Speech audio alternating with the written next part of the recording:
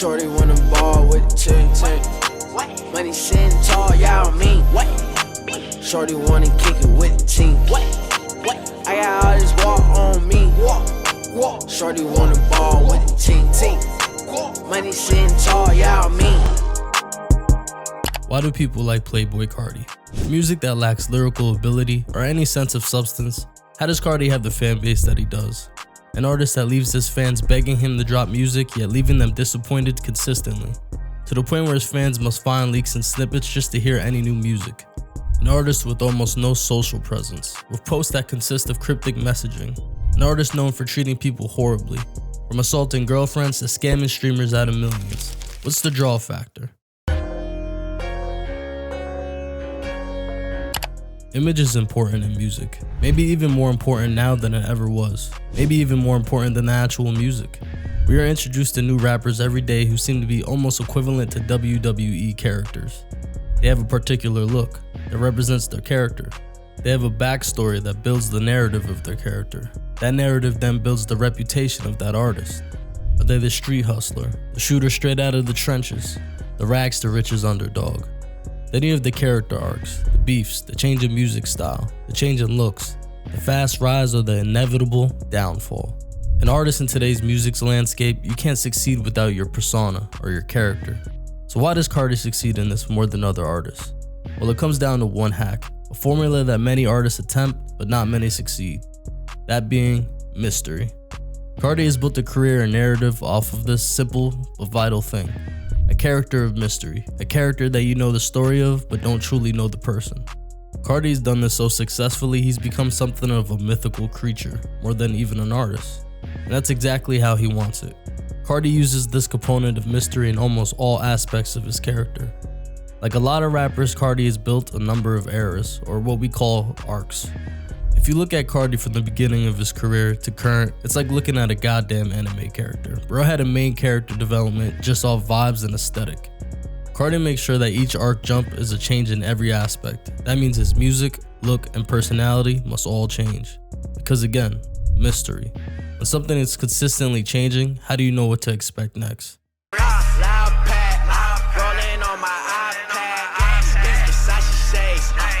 See that alright bricks, my Chanel bag. I'm just life for life. I still took that flight. I'd say his first arc began when he abandoned any technical rapping he showed during his Sir Cartier days and began using his simple flow, I'll call it. Doing this shit, 6, 7, 8, shrimp on my plate, but the bread on the way. Freshly baked, I've been waiting all day. Now the clouds are gray from blowing this haze. Be flipping plays, all the time. Cold shorty, yeah, and your whole side, bad, damn. This old Carti era consisted of mystical trap beats and simple bars and ad-libs and a SoundCloud streetwear look, I'll call it.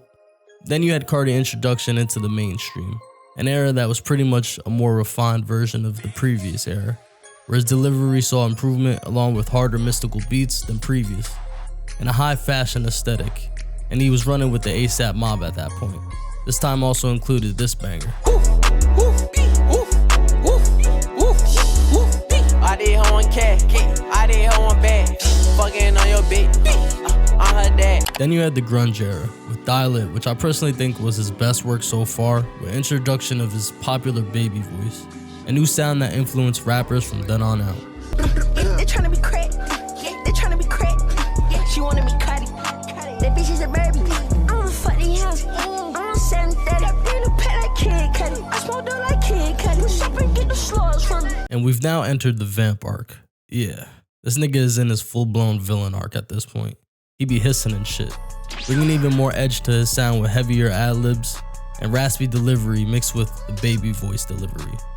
Different eras with evolving music, aesthetic, and attitude. These changes draw attention and fascination. It's normal human behavior to be intrigued by what you don't really understand. And seeing someone go from acting one way to a completely other way can be jarring. But again, it sparks interest, and it's hard to get stale. But with all this change, Carti makes sure to keep key things consistent in his mysterious formula. That is, keep it minimal, stay in character, and keep the vibe above everything else. Fucking on your dot, we in Cancun. Hitting on it dot, and I know I do. Hitting on this dot, and I know Minimal meaning not putting too much effort into anything unless it's the vibe, because that's the selling point. Cardi's lyrics and content aren't what he's trying to sell you, and to be honest, that remains stagnant pretty much his entire career, with only his delivery diversifying. But I will say the flows and delivery have definitely created a new lane of its own, with a bunch of artists copying his baby voice. But the vibe is what's important. The simplistic bars give nothing but aesthetics to a lifestyle and vibe. A vibe his fans want to portray and be a part of. That's why they dress like him, talk like him. Shit, they even spell like him. It's enticing and it's influential. That's why he must stay in character and maintain the minimal approach. If he breaks the mysterious mask, he loses what makes him interesting. Behind that mask, he could just be a boring, uninteresting, shy guy with not much to contribute or say. But the mask gives him his power. Just how the Undertaker's persona gives him his power. Now that he's retired, he's now broken that facade, and people are now taken back by how different he is from the character we grew up seeing. A great example is when Cardi was recently arrested. Body cam footage captures a very different Cardi than we are used to seeing, or what he portrays. I have no reason to go to. You got a reason for I was speeding, but I'm not a bad dude. I mean, I didn't listen, brother. I didn't say you were a bad dude, but you just made a couple decisions that put a lot of people's lives in jeopardy.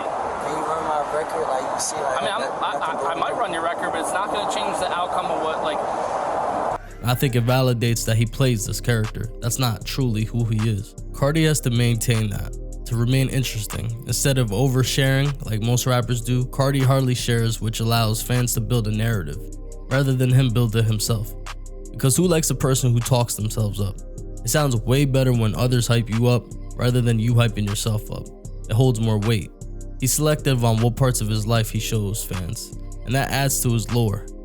Things like videos of him fighting, or rumors of him fucking people over and women he's bagged, or even the consistent leaks that build up hype for whatever he drops, if at all, which adds even more anticipation because they've waited years now just to hear a song. And leaks are basically treated as hit records, as they're spread over social media, and all this adds to his lore and fans will run with it. Mystery is the key to Cardi's success, and even though he's in some hot water over his recent stream with Adin Ross, where he basically finessed him by showing up for what they were saying was like $2 million, and then only staying for 6 minutes of cringe and running off with the money. Also dressing what I could only describe as some American Horror Story shit. Like, I don't even know, bro. Like, bro pulled up with some Hellraiser characters, bro. Like, I don't know what that was. I think either way, it's more people talking about him, and that's what he wants, especially if he plans on dropping this album soon.